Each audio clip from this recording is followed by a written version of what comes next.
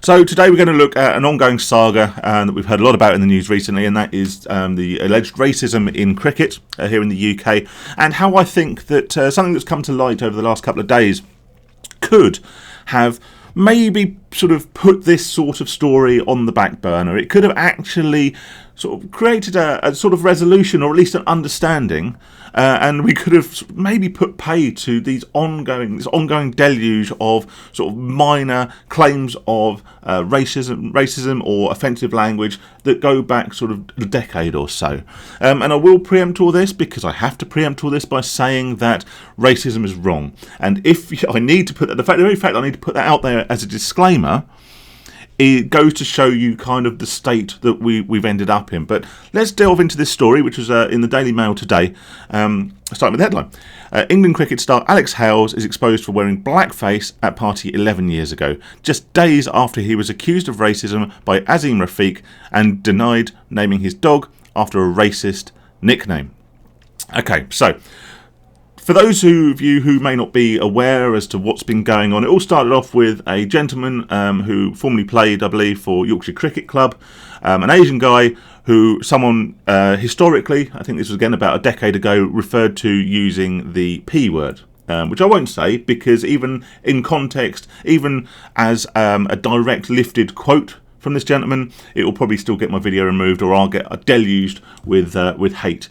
But yeah, that was what happened, and it was kind of disregarded at the time, the fact that the Asian gentleman who was the accuser and the guy he was accusing were friends at the time. Okay, so it wasn't a targeted insult. It may have been maybe more of a sort of playful name. Now, by today's standards, I understand that use of that sort of language is unacceptable, and I think in today's climate, people probably wouldn't use that language, and certainly not in a public form that could then be sort of called upon historically. But I know from my own experience that I have called people all sorts of names in my time, but it's all in the intent, in my opinion. But anyway, let's delve into this story.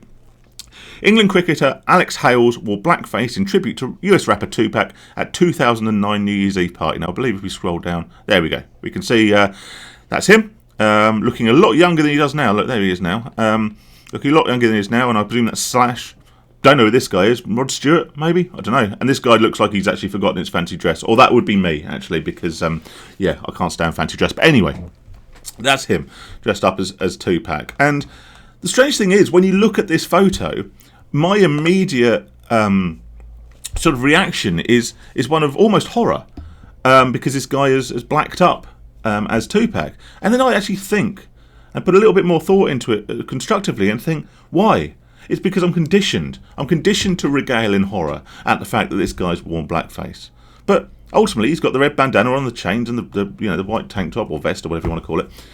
And if you hadn't blacked up, you wouldn't know he was supposed to be Tupac, would you? He'd be a white Tupac, and that just wouldn't work. So it reminds me a little bit of a story that was in the news not that too long ago, a couple of years ago, I think, where a group of 4 white guys built a toboggan out of cardboard and went as the Jamaican bobsleigh team. Obviously made famous by the film Cool Runnings, which you haven't seen. It's terrible but awesome at the same time, so do go and watch it. And they were accused of, they had a deluge of hate. And people accusing them of racism of all sorts. And it was actually the current Jamaican bobsleigh team that came out and actually said, look, we're not offended by this. We don't care. They are representing us, or at least our predecessors, who were black. So it would make sense that, you dress up in that way. I think there were some caveats about, maybe be a bit more careful in future. But, I wonder if Tupac was alive today, whether he'd have slightly bigger issues to contend with than maybe a guy representing him at some fancy dress party. But anyway, I got ahead of myself. The ECB is investigating after The Sun published the photo, blah, blah, blah. Hales this week was accused by Azim Rafiq of calling his pet dog Kevin because it was black. Now, I won't comment too much on this, except I know 3 Kevins and they're all white, but I don't know whether I've missed some of the nuance around the name Kevin. Is that offensive? I can think of a couple of black Kevins, Kevin Hart, I think, but I don't know. Maybe it is an offensive term that I'm not familiar with. Either way, I think it may well be clutching at straws. I don't know, but there you go. The cricketer suspended for a positive drug test insists he dressed up in tribute to Tupac Shakur. Well, we've already seen the photo.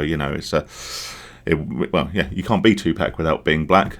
Maybe you could have gone as Eminem. But maybe, just maybe, as it says in the title here, look, 11 years ago, maybe you didn't think it was an area of concern, you know? If you could pull up photos of me, I don't think I've ever done blackface, to be fair, but if you could find my conversations I've had with people, if you could look at old photos or dredge through old messages that I've sent over a decade ago, would they all be clean? No, of course not. You know, if you're in the public eye, if, say, my YouTube channel had 10 million subscribers, right, it wouldn't take Sherlock Holmes to go out their way and find something that would be deemed by modern standards offensive. Of course it wouldn't. You know, because we're young. We're all young and stupid at some point, and this is what I believe comes out of this story. And it comes as Rafiq apologised after he posted anti-Semitic slurs in Facebook in an exchange in 2011. So again, around about a decade ago. And if we look through this article, we can see a screenshot. Look, basically, I won't read them verbatim because they're written terribly. But the long and the short of it is they're considered to be anti-Semitic because in these discussing a third party, he refers to him as being a Jew, obviously in a slightly derogatory way. Now, I think, and this is my biggest takeaway from this story, and the only reason I'm really commenting on it, is this would have given Azim Rafiq the perfect opportunity, and not just him, but the media as a whole, who have been reporting incessantly on these so-called racist claims. It would have given everyone the opportunity to sort of sit down pragmatically and say, look, these claims are from over a decade ago. Nobody, it seems, is immune to criticism for stuff they said historically. You know, it might be the blackface thing. It might be the Yorkshire cricketer using the P word towards his friend. And we never did find out, by the way, what the Asian guy, who was the accuser, used to call his white friend. Because normally when you have that sort of friendship where you use derogatory terms to each other, as sometimes as a sort of form of affection or just as kind of a bit of banter, it normally works both ways, doesn't it? I mean, it could be that he was calling him honky or limey or pom or whatever other, you know, vaguely offensive terms you can think of for white-skinned people. And as yet, we're not told we can't use those. I think it's still perfectly reasonable to use those words. And as a white person, none of them actually offend me. But there you go. That's a completely different conversation. But whether it's that, whether it's the use of the P word, whether it's calling your dog Kevin for reasons that I don't understand, or whether it's because Azim Rafiq called his, was referring to a colleague or whatever as a Jew in an offensive way, which could be considered by today's standards anti-Semitic. None of us are immune to criticism. And to judge what we've said and what we've done and our actions of 10, 11, 12 years ago by the exacting and, may I say, really over-the-top standards of today, of 2021, is doing everyone a disservice. And this would have been the perfect opportunity to go, you know what? We were young. Everyone was younger 12 years ago. The climate was different.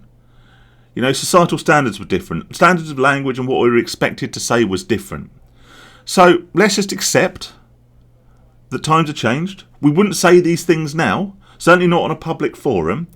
Okay, but back then they weren't deemed to be problematic.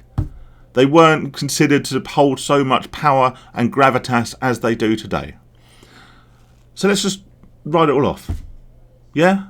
Unless someone is proven to be directly, historically committing a crime that was a criminal action at the time, then let's just move on.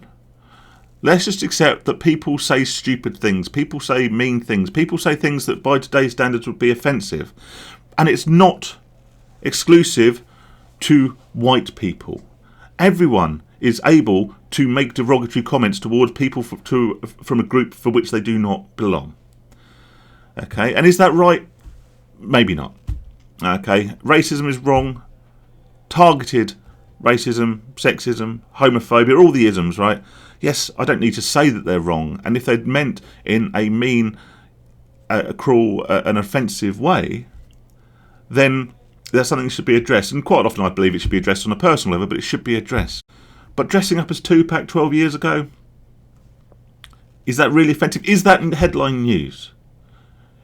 Calling your friend by what would be considered a derogatory term, but a friend. And it wasn't like this was reported to have ended their friendship. No, this was just a bit of banter they had back and forth. But 10 years later, 11 years later, it's considered offensive. Calling your dog Kevin. I'm going to look into this, by the way. I'm going to find out why Kevin's offensive, but anyway. Or this exchange where someone refers to someone in a private conversation as a Jew and means it in an offensive way. Yeah, maybe all a bit ill-informed, maybe a bit naive. But, Jesus, if this is what we've come to, this is taking over from murder investigations, from, suicide bomber plots as headline news. This is the standard we've got to today, where someone's offence at the naming of a dog or someone's choice of fancy dress costume is considered more important than our national security. And this is why it was a perfect opportunity to kind of draw a line under and go, you know what? We all say stupid shit. Well, none of us are whiter than white, if you pardon the pun. So let's just move on. But no, it rolls on, and so it continues. Stay safe, stay sane, and see you in the next one.